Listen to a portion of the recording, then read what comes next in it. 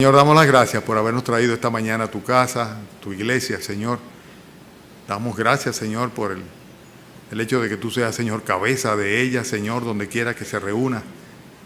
Y damos gracias, Padre, por el honor, el privilegio que tenemos, Señor, de ser parte de tu cuerpo.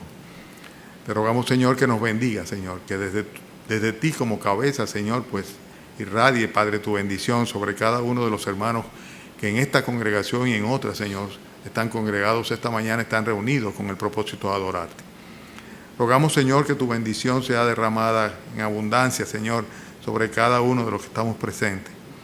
Necesitamos, Señor, de tu gracia, sobre todo en esta época, Padre, de tanta incredulidad, tanta dureza de corazón, de tanta perversidad, tanto pecado, Señor.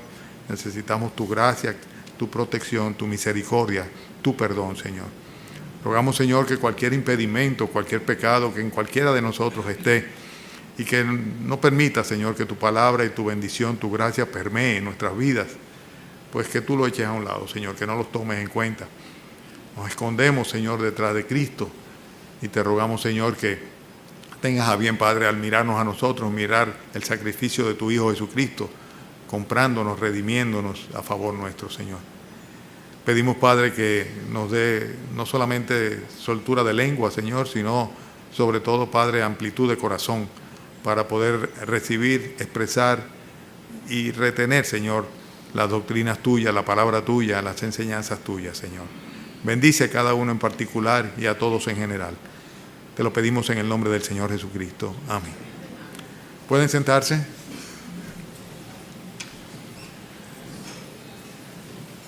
Estamos en Primera de Samuel capítulo 15. Primera de Samuel capítulo 15. Yo no sé si a ustedes les sucede igual que a mí, pero cada vez que cubrimos un capítulo, pues me quedo con el deseo del próximo, ¿no? Sobre todo en estas historias que son tan narrativas. Este pasaje, al igual que los otros, nos enseñan grandes cosas en cuanto al Señor y la manera como Él trata a los suyos. Específicamente este texto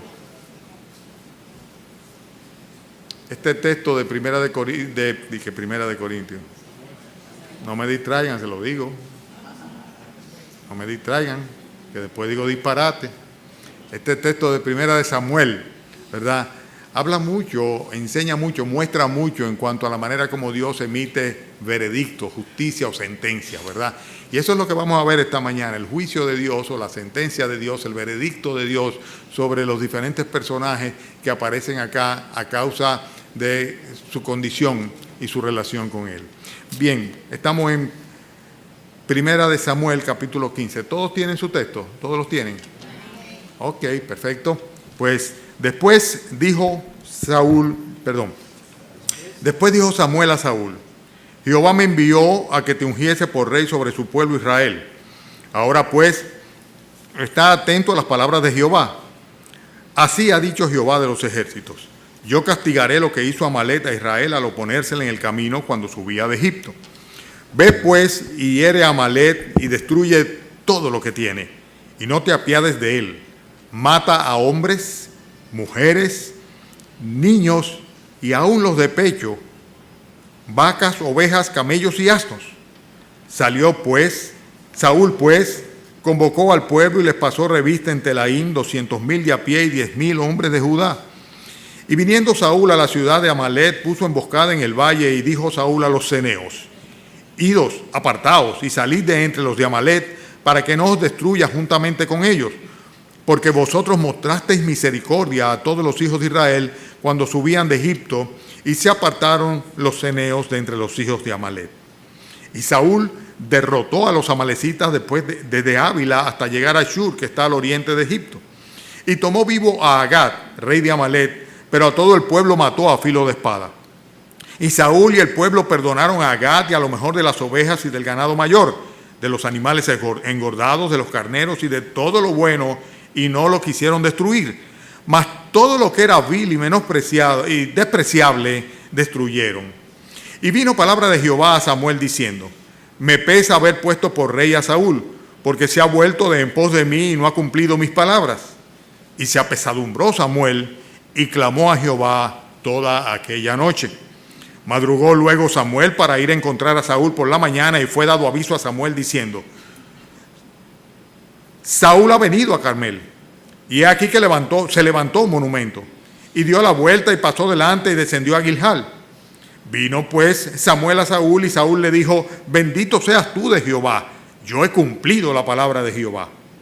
Samuel entonces dijo: pues qué balido de ovejas y bramido de vacas es este que yo oigo con mis oídos.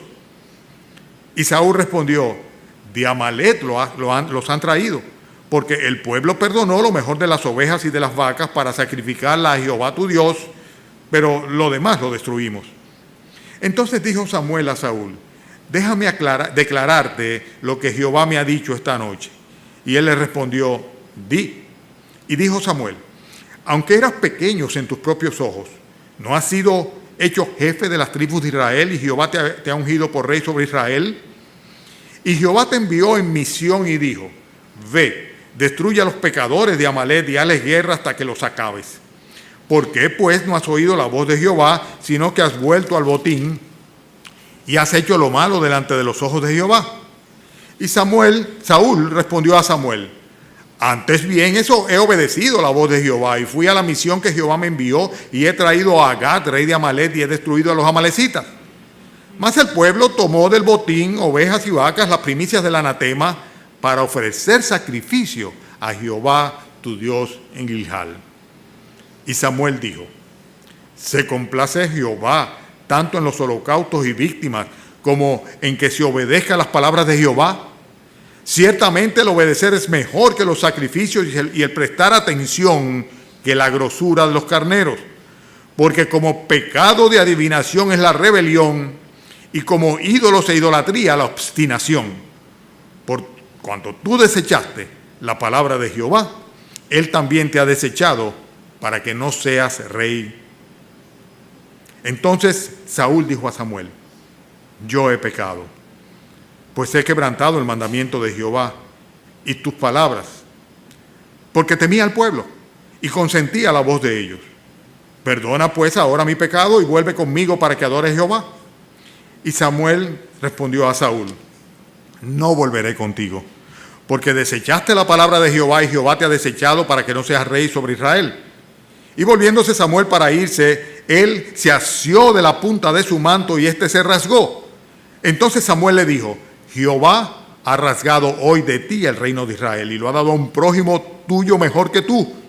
Además, el que es la gloria de Israel no mentirá ni se arrepentirá, porque no es hombre para que se arrepienta.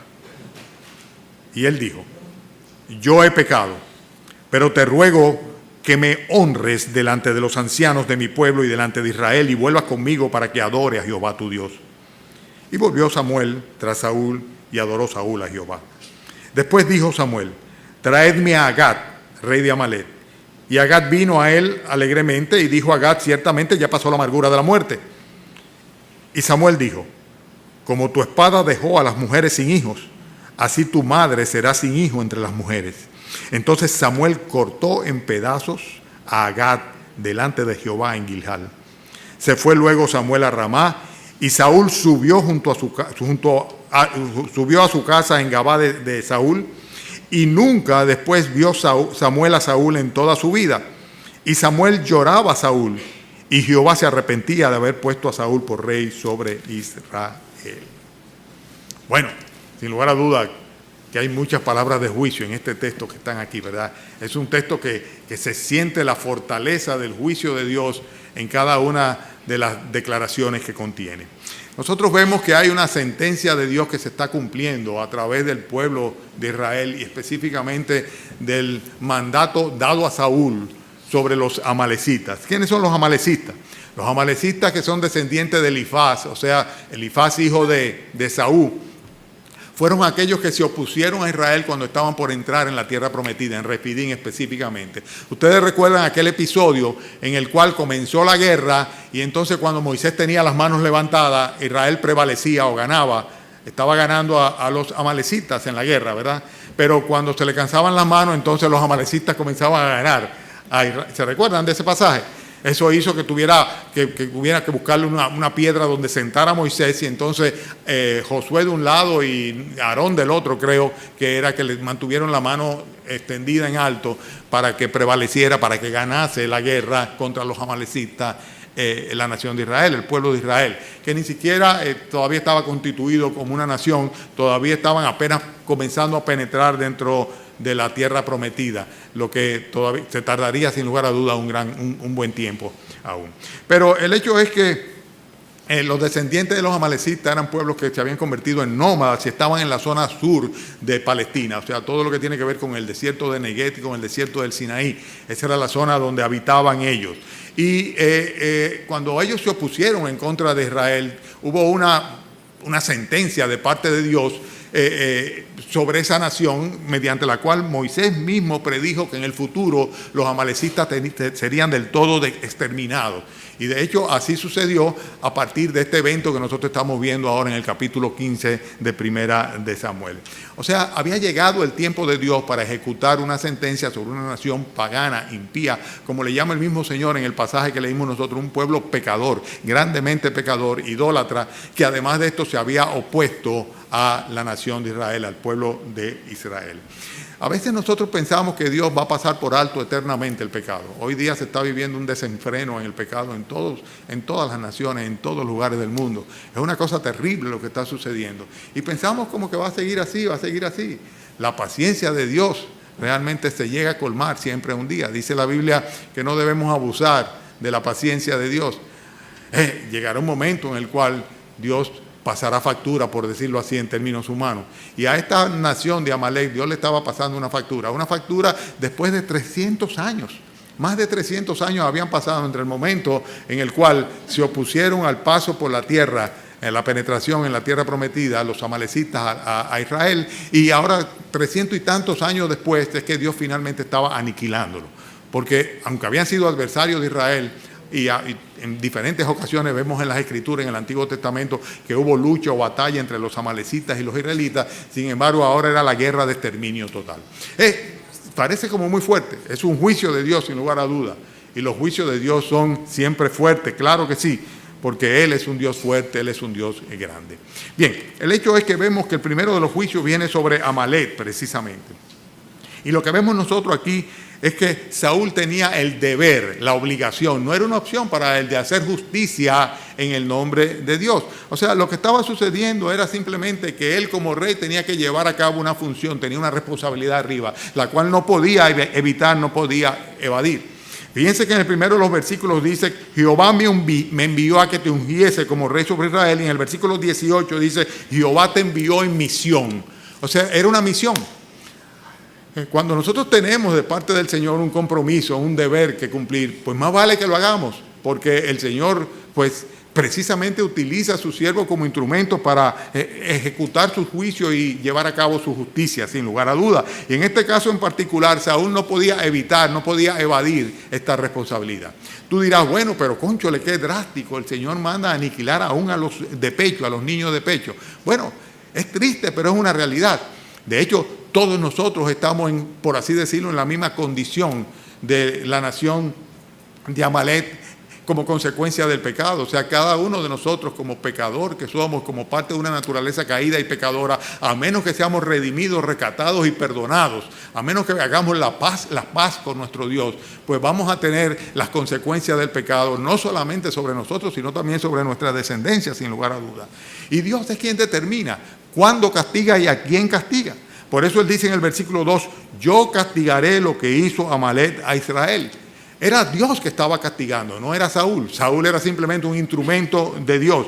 Era un juicio de exterminio que Dios había decidido sobre una nación específica, sobre un grupo étnico, sobre un pueblo específico. Y esto es algo similar a lo que sucedía cuando Dios mandaba una plaga, una peste que aniquilaba sencillamente una población. Nosotros vemos, por ejemplo, que de la civilización maya no queda nada, para poner una cercana de nosotros, no queda absolutamente nada. Bueno, se supone que algunos de los indígenas de Centro Mesoamérica pues tienen alguna conexión, pero la civilización en sí, de hecho los mismos historiadores no saben mucho de qué fue lo que finalmente sucedió. que terminaron prácticamente desapareciendo, no tuvieron una continuidad a través de la historia. Y como esto nosotros vemos muchas otras. O sea, de alguna manera Dios en un momento dado determinó que ya, hasta ahí llegó la idolatría de ellos, hasta ahí la iba a permitir. Y de alguna manera u otra, pues hizo un juicio de exterminio total. Nosotros vemos varios ejemplos en la Biblia de juicios de exterminio de Dios. A veces utiliza plagas, enfermedades, a veces de guerras, ejércitos, a veces, Dios tiene su manera y su tiempo específico como lo hace. Pero lo que tenemos que tener claro es que ninguna nación, ningún individuo, nadie va a escapar del justo juicio de Dios, en un momento o en otro.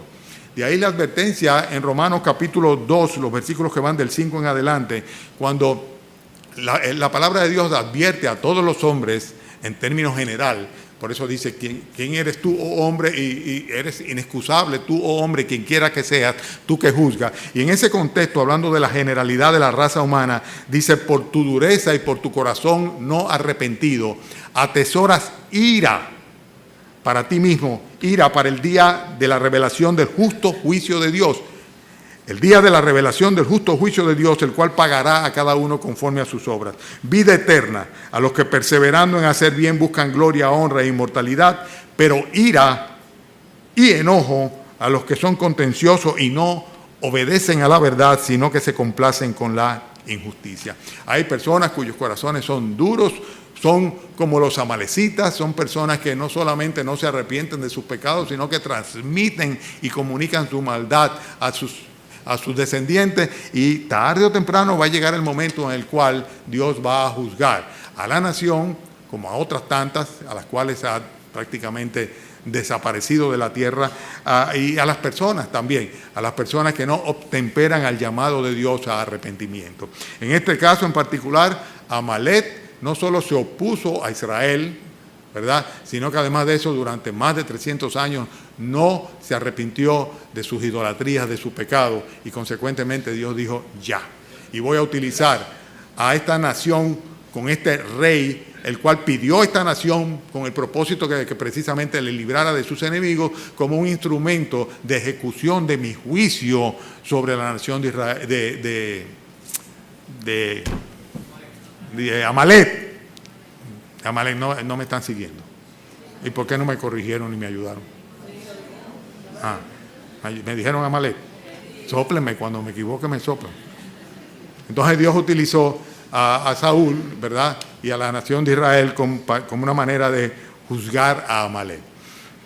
La otra cosa que vemos nosotros aquí es que Dios hace una excepción bien interesante, porque en el versículo 4 nosotros vemos que Saúl convoca a todo el pueblo, pero en el versículo 6 decimos que él le dijo a los ceneos, dice, idos y apartados y salid de entre los de Amalek, para que no os destruya juntamente con ellos, porque vosotros, ¿qué dice? ¿Mostrasteis? No, ¿qué va? No tengo la atención de ustedes hoy, no. ¿Qué es lo que voy a tener que hacer para llamar la atención de ustedes? ¿Tienen su Biblia? ¿Están abiertas? Entonces en el versículo 6 estamos. Saúl le dijo a los ceneos, idos apartados y salid de entre los de Amalek para que no os destruya juntamente con ellos, porque vosotros mostrasteis, ¿qué cosa? Misericordia a todos los hijos de Israel cuando subían de Egipto. Todo lo contrario a lo que habían hecho los amalecitas, lo habían hecho los ceneos.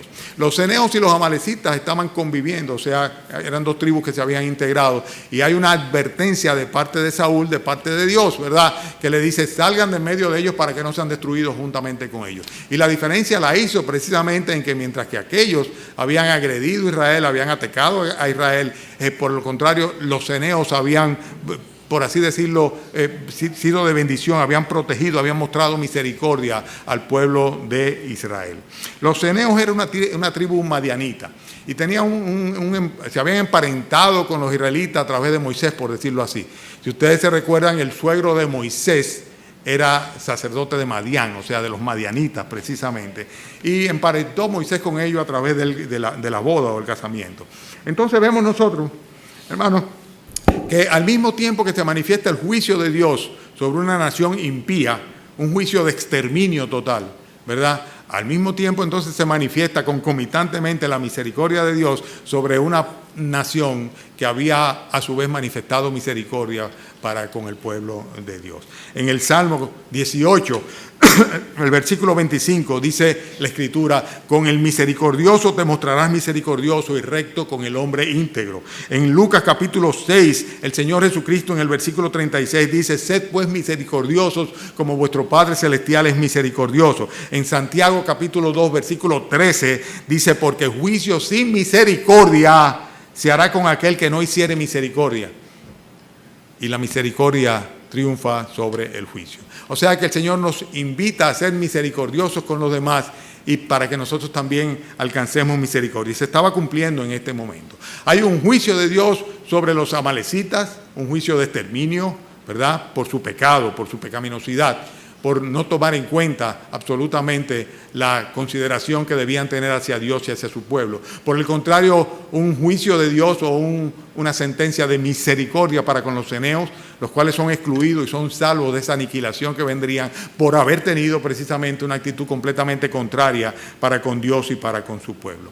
Pero después vemos que la sentencia de Dios o el juicio de Dios pesa inclusive sobre el propio profeta.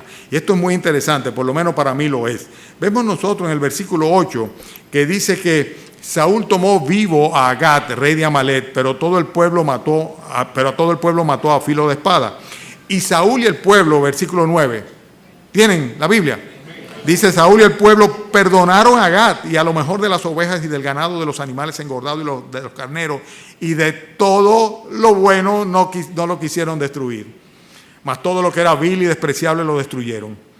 Vino palabra de Jehová a Samuel diciendo: me pesa haber puesto por rey a Saúl, porque se ha vuelto de en pos de mí y no ha cumplido mis palabras. ¿Y qué dice luego? Dice que esto le produjo a Samuel, ¿qué? Un apesadumbramiento. Dice: y se apesadumbró Samuel y clamó a Jehová toda aquella noche. Hay muchas enseñanzas en este texto. Sin lugar a duda que la avaricia es una de las cosas que más hace que un siervo de Dios, un hijo de Dios, se desenfoque de cuál es la misión que tiene en esta tierra. Nosotros sabemos cuál es nuestra misión, ¿verdad? Lo sabemos, estamos claros. Nuestra misión como creyentes es cual: ir por el mundo y predicar el evangelio. A eso fue que nos mandaron, esa es la misión, a toda criatura. El que creyere será salvo, el que no creyere será condenado. Pero la misión nuestra es ir, predicar el evangelio. Pero es tan frecuente que por el amor al dinero, ¿verdad? Por la avaricia, pues la gente se desvía, y aquellos que tal vez en una época pues eran, por así decirlo, heraldos del evangelio, pues se prostituyen detrás del dinero y terminan simplemente comercializando con el evangelio. Esto es muy triste. En este caso nosotros vemos que la avaricia hizo que tanto Saúl como el pueblo se desenfocase de cuál era la misión. O sea, precisamente lo que Dios quería era específicamente aniquilar de un todo toda la descendencia de Amalec. Eso era lo que quería. Y el Señor extiende su juicio aún sobre las posesiones de ellos. O sea, maldice, constituye a Amalec como un anatema. O sea, sencillamente lo maldice. No debían ni siquiera las ovejas, las vacas tomarlas. Debían destruir absolutamente todo para que no quedase ningún tipo de resto sobre ellos, ni tuvieran tampoco ningún beneficio o paga por cumplir con la misión que le había dado el Señor. O sea, no debían reclamar ningún tipo de botín de guerra para ellos. Pero sin embargo, lo hicieron. O sea, lo que no valía la pena lo dejaron que se perdiera, pero lo que valía la pena dijeron: no, vamos a retenerlo. Y aún al propio rey, los motivos habrá que especular en cuanto a ellos, pues lo dejaron vivo, a pesar de que mataron a todo el resto de la población. El hecho es que no cumplieron realmente con el propósito que Dios tenía, y todo posiblemente para conseguir algún tipo de beneficio, aún con la sobrevivencia del propio rey, el rey Agat, el rey de Amalec. Pero sea de una manera o de la otra, esta desobediencia produjo un tremendo dolor a Dios. Y no solamente dolor a Dios, sino tristeza a los siervos de Dios. Por ejemplo, en el versículo 11 dice el Señor: me pesa haber puesto por rey a Saúl. Y la idea es esa, ¿no? O sea, a Dios le dolía el hecho de que Saúl fuera el rey. Él lo puso como rey ahí. Más adelante algunos se cuestionarán cómo es posible que Dios se arrepienta. ¿Se equivocó Dios? Bueno, la palabra arrepentirse, que es la misma que se usa también en Génesis cuando dice que Dios, frente a la maldad del mundo, dijo: me arrepiento de haber creado al hombre, y decide sencillamente mandar un diluvio, ¿verdad? En ambos casos se traduce realmente como un dolor profundo, ¿verdad? Y la idea es la misma, o sea, Dios tiene pena o dolor profundo por lo que está sucediendo a consecuencia de la desobediencia, en este caso de Saúl.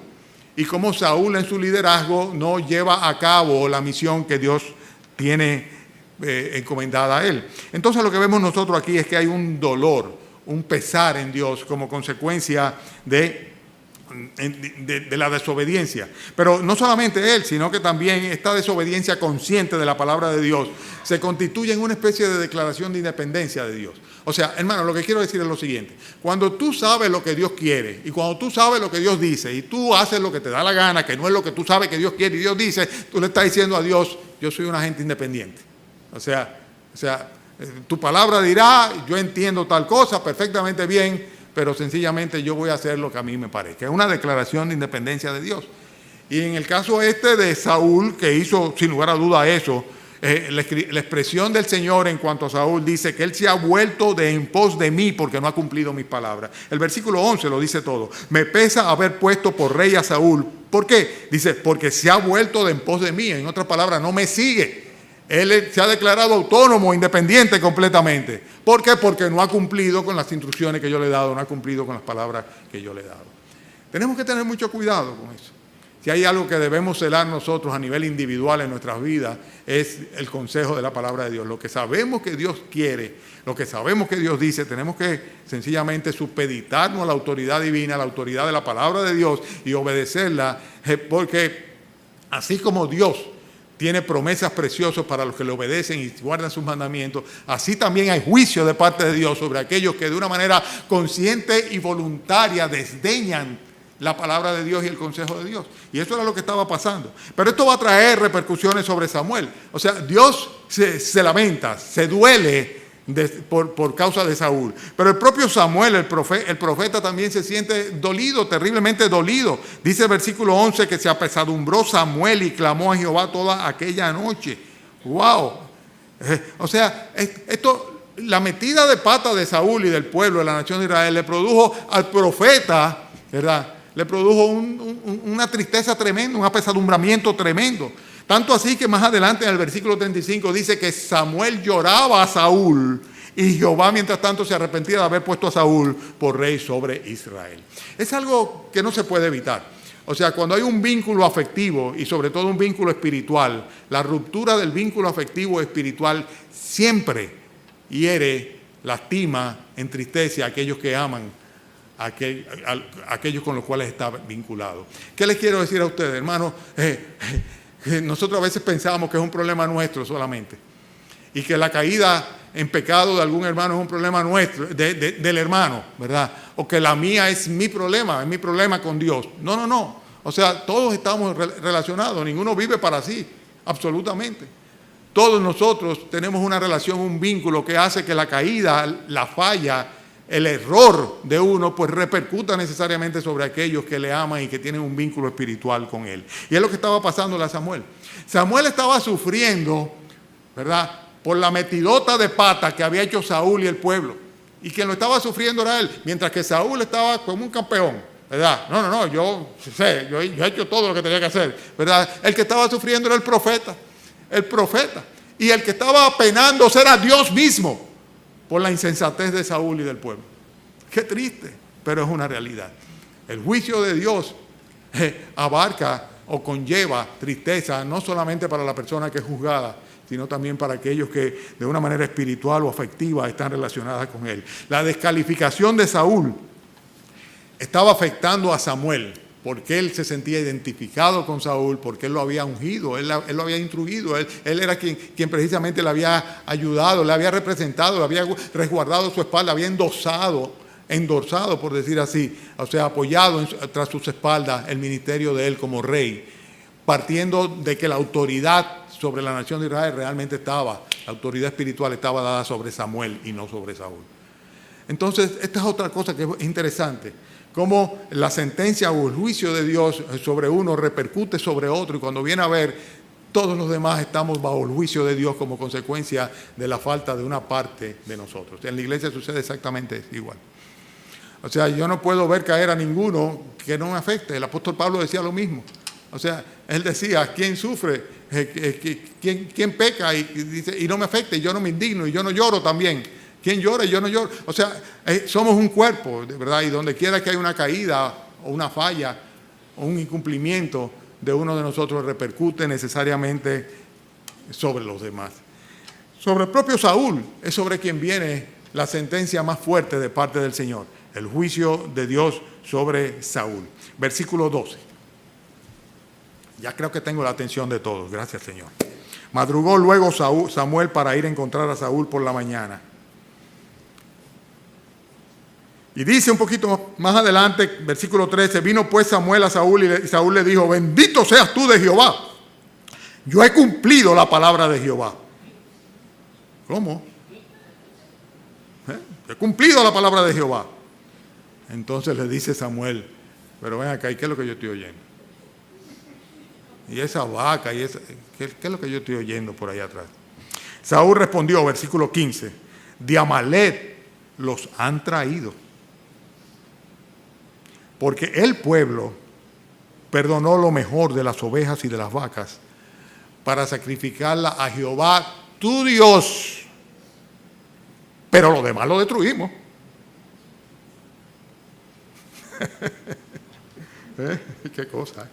Qué cosa cuando una persona trata de autojustificarse. Pero llama mi atención que a pesar de lo doloroso de la sentencia, el profeta el siervo de Dios tenía el deber de cumplir con la misión que le había sido encomendada. Tenía que ir donde Saúl y decirle lo que Dios había determinado sobre él. Samuel estaba efectivamente muy ligado a Saúl, era su discípulo. Pero sin embargo, fíjense cómo dice el texto, dice el versículo 11 al final, que se apesadumbró Samuel y clamó a Jehová toda la noche. Y a pesar de que estuvo toda la noche orando en oración, pidiéndole al Señor que tuviera misericordia con Saúl, por la mañana dice que tuvo que madrugó, versículo 12, para ir a encontrarse con Saúl, para cumplir con la misión que Dios le había encomendado, de decirle a Saúl exactamente que ya él estaba destituido delante de la gracia de Dios como rey sobre la nación de Israel. A pesar de la amargura, a pesar del dolor, cumplir con el deber. La autojustificación no iba a evitar el castigo de parte del Señor. Saúl dice, yo he cumplido, claro, ¿verdad? En el versículo 20 vemos que Saúl le respondió a Samuel también, antes bien yo he obedecido la voz de Jehová, y yo fui a la misión que Jehová me envió, y he traído a Agag, rey de Israel, y he destruido a los amalecistas. O sea, yo he, ¿verdad? Sin embargo, lo que no se hizo bien no fui yo, fue el pueblo. El pueblo que quiso perdonar ahí lo mejor para ofrecerle sacrificio, no a mí, no, sino a tu Dios. En otras palabras, esto es cuestión del pueblo y cuestión tuya, ¿verdad? Yo he hecho todo lo que tenía que hacer.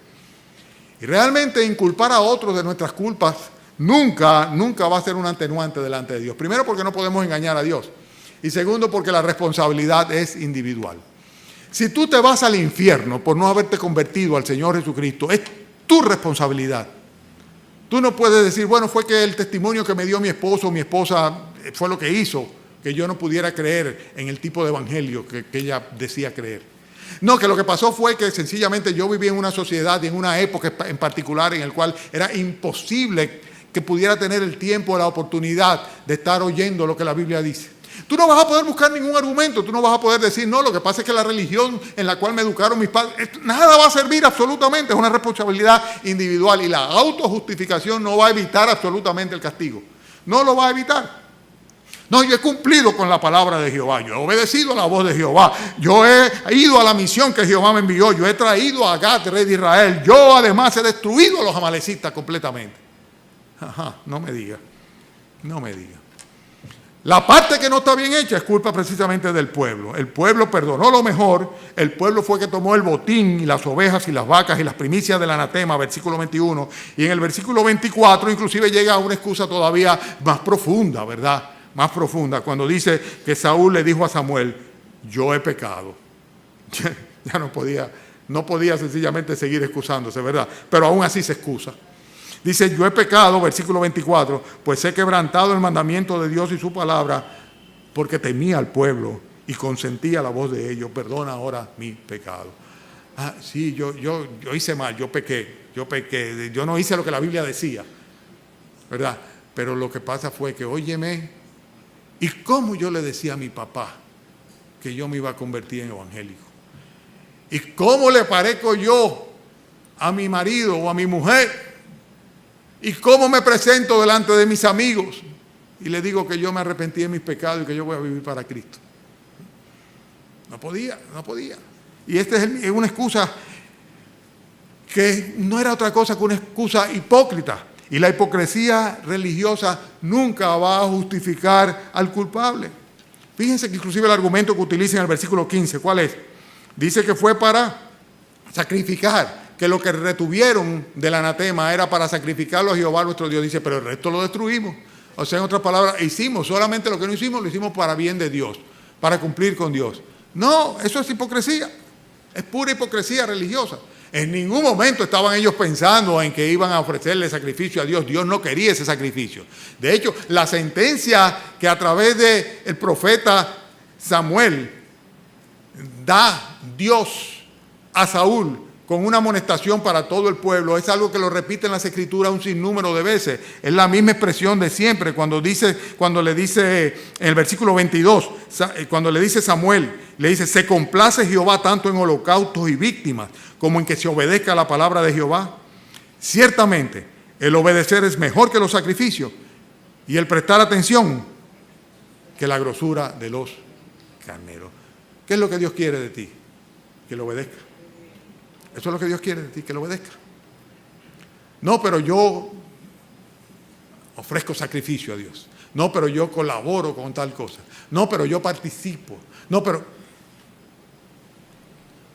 como si Dios necesitara de nosotros. Lo que Dios quiere es que se le obedezca. Que si Él dice arrepiéntete y conviértete, tú te arrepientes y te conviertes. Que si Él dice abandona el pecado, tú abandonas el pecado. Que si Él dice marcha, sencillamente tú comienzas a andar. Que si Él dice ven, tú simplemente acudes. Obediencia. Eso es lo que Dios quiere. Y en eso es que se complace Jehová. Dios no se complace en que le demos. Él no necesita nada de nosotros. Él quiere derramar y darnos a nosotros su gracia y su favor. Pero no lo hará sobre aquel que desdeña su gracia y su misericordia y que es desobediente al mandato de su palabra. Mucho cuidado con eso, no nos confundamos. Dios no se complace con las ofrendas de los desobedientes. Dios no se complace con las ofrendas de los desobedientes. No vengas delante del Señor a menos que sea con un corazón contrito y humillado, dispuesto a obedecerle, porque lo demás es pérdida de tiempo. Lo demás es pérdida de tiempo. Desechar la palabra de Dios va a traer como consecuencia el ser desechado por Dios. Versículo 23. ¿Qué dice? Porque como pecado de adivinación es la rebelión y como ídolos e idolatría la obstinación. Atiendan bien, Dice la rebelión, o sea, ir en contra de lo que Dios ha determinado. Dice, es un pecado similar al de ¿cuál? Al de adivinación, o sea, acudir a los adivinos. Y dice que como ídolos e idolatría la obstinación. Ahí, cabeza dura, ¿verdad? Por cuanto tú desechaste la palabra de Jehová, también Él también te ha desechado para que no seas el rey. Y la pregunta es la siguiente. Lo que Dios dice, no lo que tú quieres oír, o no lo que a ti te parece, sino lo que Dios dice. Simplemente tú lo recibes, tú lo obedeces, tú lo acatas, o tú lo cuestionas, o tú lo rechazas, o tú lo confrontas. Porque como pecado de rebeldía, de adivinación es la rebelión, y como ídolos e idolatría la obstinación. ¿Aceptas tú la palabra de Dios? Simplemente Dios lo dice, yo lo creo, lo obedezco y lo hago y punto. O por el contrario, haces como Saúl, que trata de justificarte a pesar de tu desobediencia. Rechazar al Señor, rechazar la palabra del Señor, es rechazarlo a Él.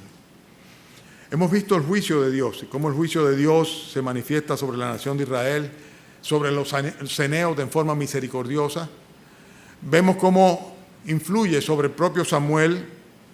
Sin lugar a duda, recae sobre Saúl, es destituido.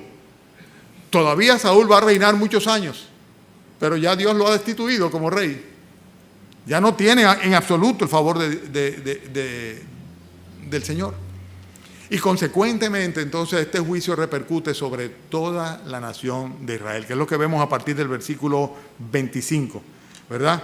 O sea, nosotros vemos acá que el rey va a perder, por así decirlo, la cobertura espiritual que representaba Samuel como representante de Dios, como profeta de Dios, como aquel que en lugar de la palabra de Dios, de la Biblia, era quien Dios utilizaba para traer el mensaje directamente al rey y al pueblo.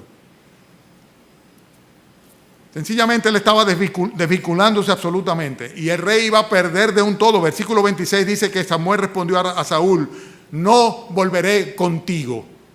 Cuando Saúl le reclamaba que por favor fuera con él para que adoraran juntos. Y en el versículo 35 dice que nunca después vio Samuel a Saúl en toda su vida. Después de ese episodio, más nunca volvería a tener Saúl una revelación directa de Dios a través de Samuel. En otras palabras, Dios suelta en banda a la nación de Israel al descalificar a Saúl y mantenerlo ahí en su posición como rey de Israel. ¡Wow!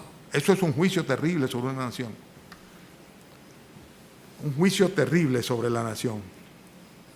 Israel tendría con Saúl a la cabeza un rey completamente desaprobado por Dios, un rey que no tendría el favor de Dios.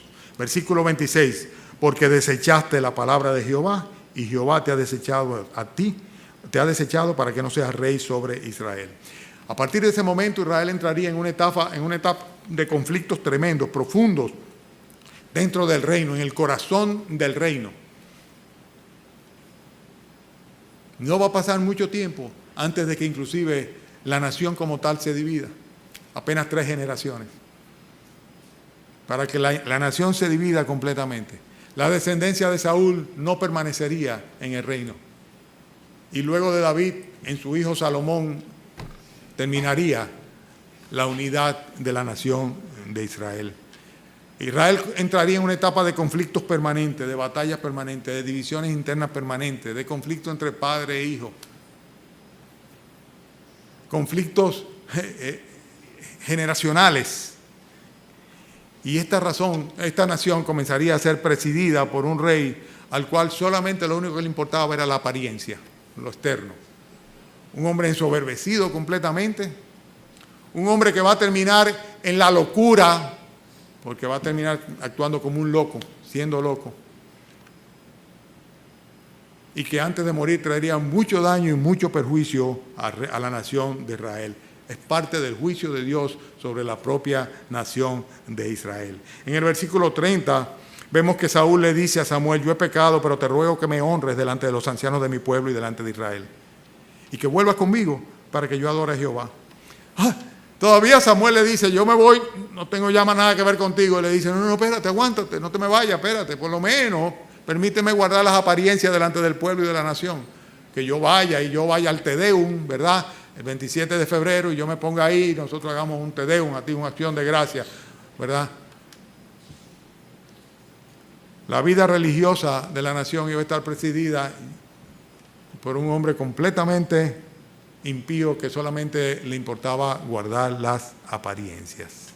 Qué triste el juicio de Dios sobre el pecado de Saúl y de la nación de Israel al tomar del anatema y no ser utilizada como un instrumento de Dios para juicio a las naciones.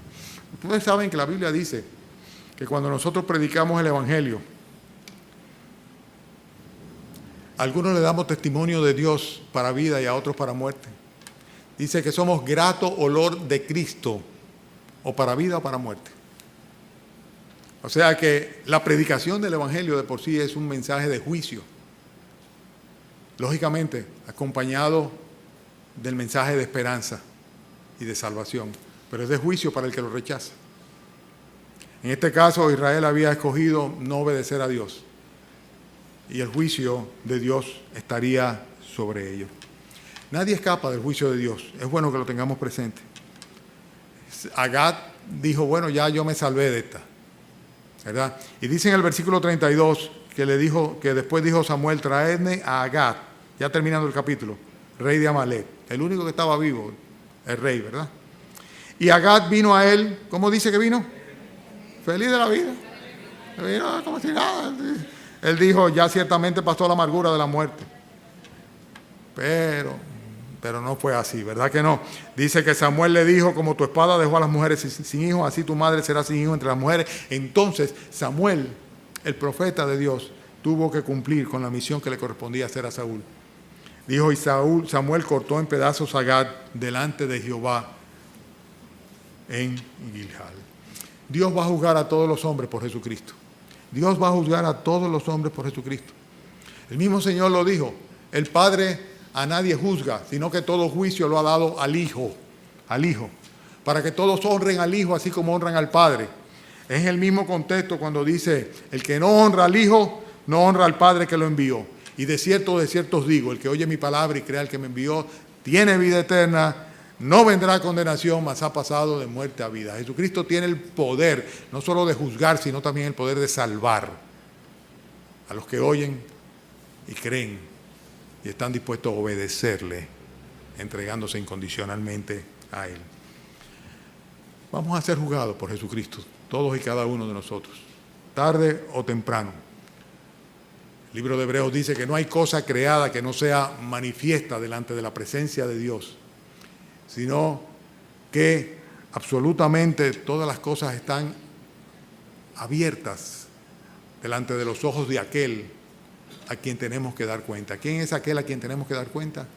Dios. Dios. No podremos esconder absolutamente nada de nuestro Dios.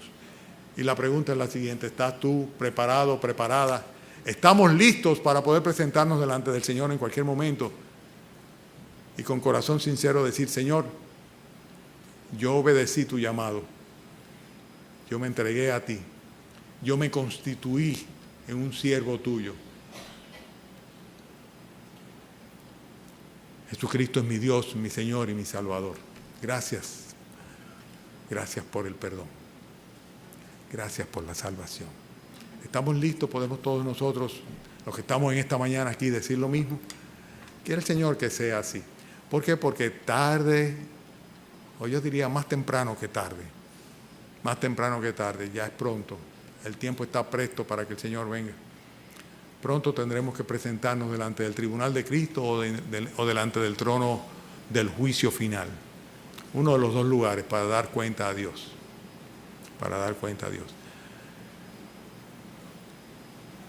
Ya es tiempo de que dejemos de ver a Dios como aquel que consciente, pasa por alto, y algunos piensan inclusive que aprueba la perversión, el pecado, la maldad, la corrupción de este mundo. No es así. Hemos hablado esta mañana del juicio de Dios, el juicio de Dios sobre los amalecitas, sobre los ceneos, sobre Samuel, sobre Saúl y sobre toda la nación de Israel, y el juicio de Dios sobre nosotros mismos, si desechamos la palabra de Dios. Vamos a inclinar nuestros rostros y vamos a orar. Padre, no podemos, Señor, menos que darte gracias por tu misericordia. No vamos a caer, Señor, en el error de Saúl, de decir, no, nosotros obedecemos todo lo que tú dices. Pero tú sabes, Señor, que queremos hacerlo. Y tú sabes, Señor, que es nuestro propósito, nuestra meta. Ayúdanos, Señor, a no pecar contra ti. Ayúdanos a ser dóciles, obedientes. Ayúdanos, Señor, también a no perder el favor tuyo a fin de que seamos usados como ministros de tu gracia para salvar a los ceneos. Y también, Señor, para advertencia a los amalecitas, Señor. Te pedimos, Padre, que si entre nosotros, Señor, que de seguro es así, Señor, alguno todavía no está inscrito en el libro de los salvados de la vida eterna, Señor, o Padre, estando inscrito no lo sabe, pues que tú tengas misericordia, Señor, y que tú le lleves a un arrepentimiento y que tome la decisión a partir de hoy de simplemente seguir tus instrucciones y obedecerte, no obstante cualquier argumento, Señor. Ayuda, Señor, a que no caigamos en la hipocresía religiosa de querer aparentar delante de los demás lo que realmente no tenemos cuando no tenemos tu favor. Ayúdanos a darnos cuenta cuando te fallamos, Señor, y a pedirte perdón con sinceridad, Señor, para que no caigamos, Señor, de tu favor, para que podamos tener siempre, Señor, a tu Santo Espíritu efervescente, guiando, tomando control de nuestras vidas y de nuestros pensamientos. Ten misericordia, Señor, de cada uno de nosotros. Y gracias, Padre, por todas tus bendiciones. Te rogamos, Señor, que prosperes tu palabra para tus propósitos en el nombre de Cristo Jesús. Amén. Amén.